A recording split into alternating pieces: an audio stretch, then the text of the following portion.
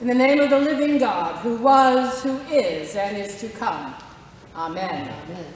Well, hello, St. John the Baptist. It is so good to be home.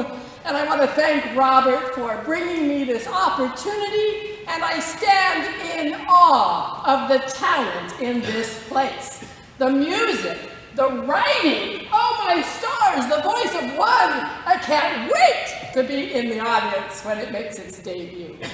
Indeed, this is a blessed place. It is a place where I've learned so many things. Way back in 1982, I had a 3-year-old and a 6-month-old. My husband worked, but I didn't, so money was really tight.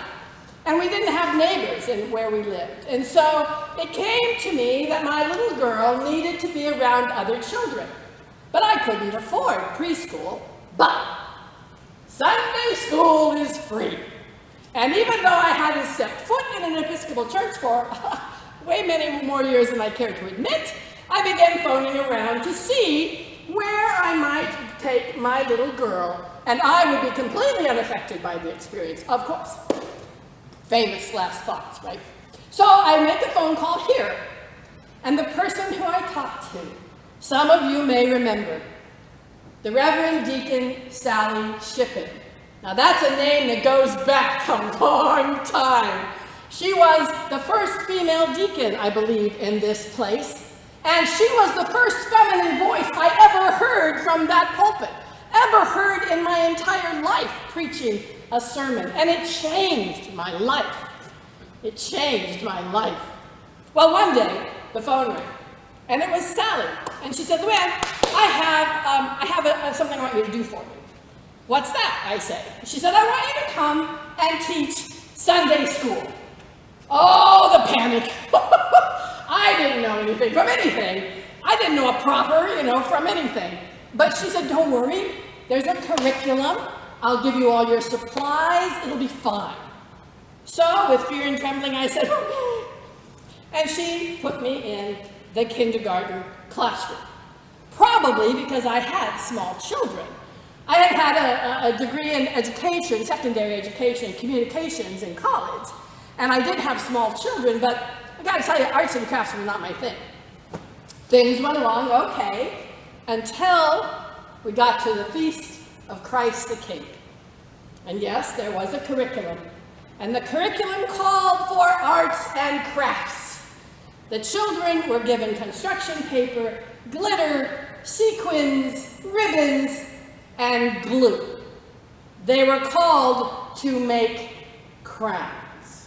Now, one of the things that I learned after all of this is that God really doesn't care about glue. Because here's what happened. I let those little ones loose. And they cut, and they chose, and they got the glue, and they all over their crowns.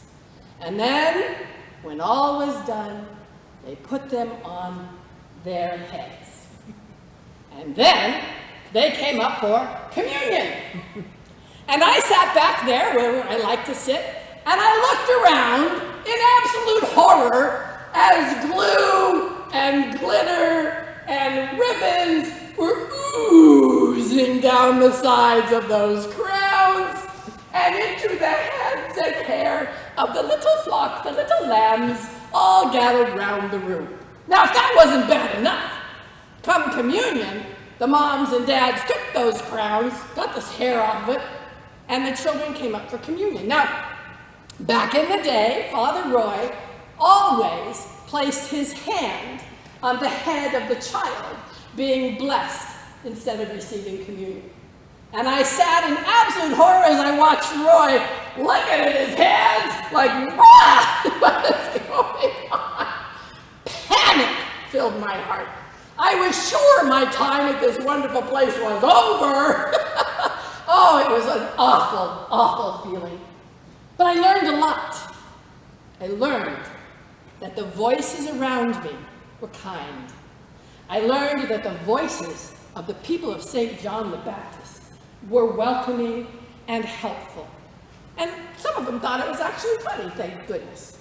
I also learned that arts and crafts are not my thing, and eventually I got reassigned to the youth group. Much better, much better. But that moment of panic that had so engulfed me was such a horrible feeling. And what I came to learn is those kinds of things, those panics that we feel, those can serve to isolate us from community. I was ready to run away, never show my face again. Because panic and fear and all of the unknowns that we face in our lifetimes, those things can be a type of exile. And what do when we're exiled? We isolate, we separate, and we treat others unkindly. And yet today, the lessons that we have are extraordinary. They are lessons of comfort. They are lessons of voice. They are lessons of salvation. And salvation, what is salvation? Salvation is the movement toward the deliverance from the oppressed place toward right living with God. That's what salvation is. And so this place taught me how to move in that direction, how to recognize that when I felt exiled, it was of my own making, that what I needed was my God and my helper, and that God would provide comfort and indeed be with those who have the young, as we just heard in that beautiful rendition. God is with us all in our trials and tribulations and gives us ways to find comfort if we but surround ourselves with a community wherein safety can be found. Exile is a hard thing. Salvation is an important thing. And this last week, I was very excited to hang my flag out of by my front door to celebrate a new national holiday. How extraordinary is that? Voices were heard, voices were raised, voices found expression, and we all benefited from the hard work of so many.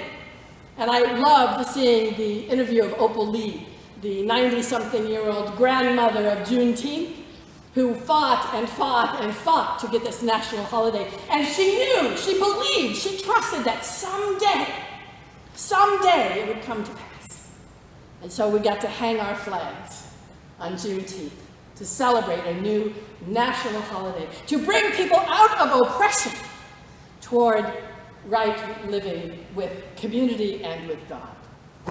Now, Zechariah is a whole nother story. Zechariah had that moment of doubt when he hears that his wife is going to deliver a child. They were way too old after all. And so he didn't believe. And what happened when he didn't believe? His voice was silenced. That is something to pay attention to. His voice was silenced. He could not do, he could not be. He was a priest in the tradition, and he could not function, for voice is so important in the work of God. And it isn't until the baby is born and his mama says, his name is John. Not Zechariah, as everyone expected. And he writes, his name is John, and his voice is opened.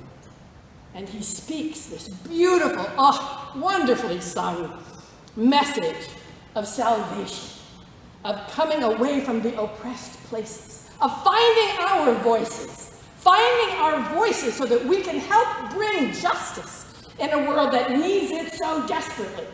One of the things I learned in this place was that wonderful quote from Martin Luther King Jr. I'm sure you know it. The arc of the moral universe is long, but it bends towards justice. And it's our voices, our work, our trust in God, together as a community to reach up and help bend that arc, to bring justice closer to hand, because that is our job. And our patron saint, St. John the Baptist, is the one who says to us, prepare the way of the Lord. It's our job. It is our call. And one of the greatest things about this church is it is a safe place to test voice, to test vocation, and to learn how to be God's own in the world. I got to test my vocation here.